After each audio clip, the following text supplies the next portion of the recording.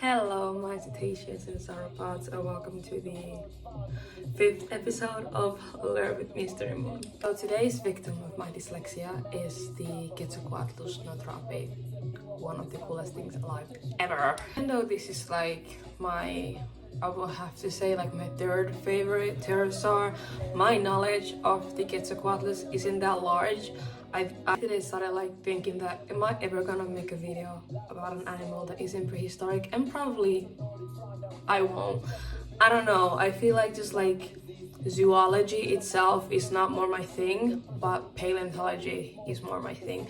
Do I know facts about zoology, it's like animals today? Yes, but I feel like I kind of like my brain stops working the best whenever it's not about something that is extinct.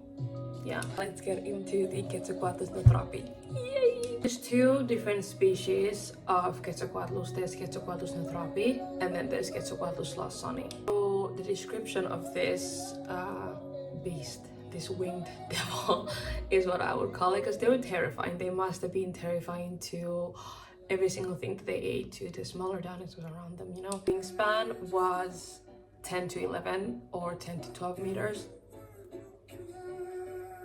A wingspan, just like a baby whale. What the fuck? And it weighed from around like 115 to 250 kg. Large.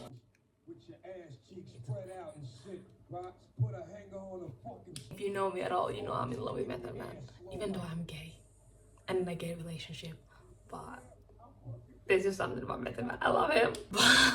Yes, let's continue. Quetzalcoatlus lawsoni's wingspan was around 5 meters, and was around like 4 meters. So it was like smaller than the Quetzalcoatlus nothropi, which was larger. The Quetzalcoatlus just itself was one of the largest flying animals ever. The reason why we say one of the largest, because we really can't confirm that whether or not it was the largest, because there isn't enough specimens of this species found for us to like really calculate how big it was, and that's unfortunately is the case with like a lot of different species, that there just isn't enough remains found or enough specimens to like do research upon. So there's always like a hypothetically it probably was the largest, but so far animals continue to stun us and to surprise us, and we just keep on finding new stuff. So it may or may not have been, but we can't say for sure,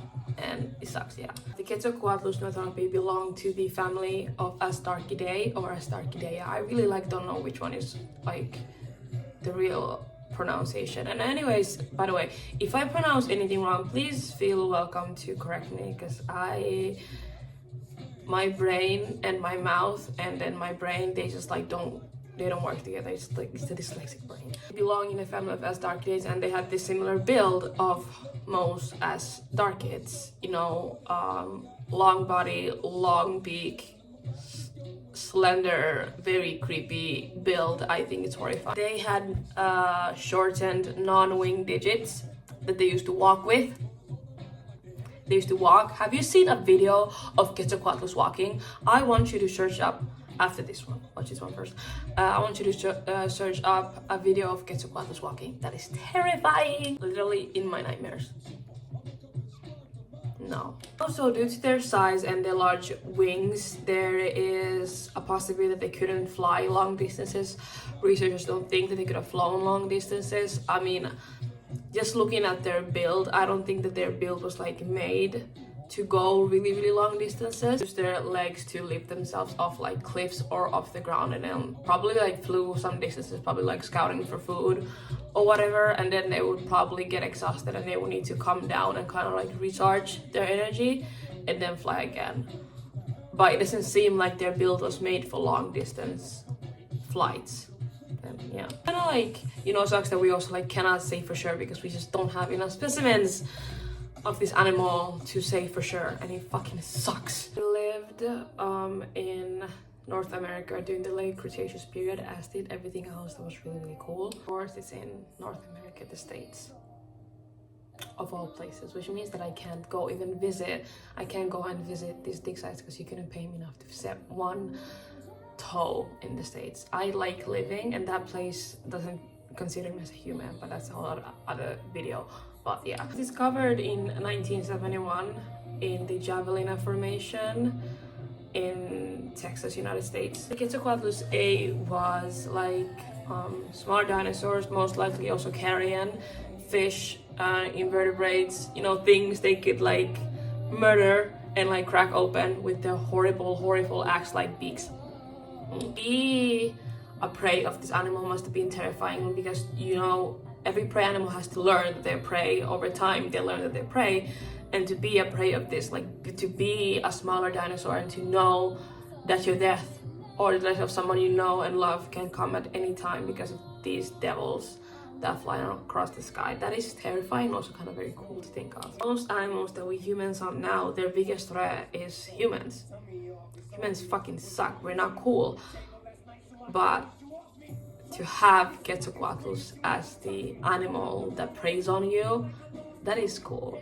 That is so cool, and I'm low-key kind of jealous. Yeah, that's about it. But before I end the video, I want to talk about that video of that life-size Quetzalcoatlus doll that was being rolled into a museum, and the size difference between the small, you know, humans were like rolling it into the museum, and then this gigantic pterosaur.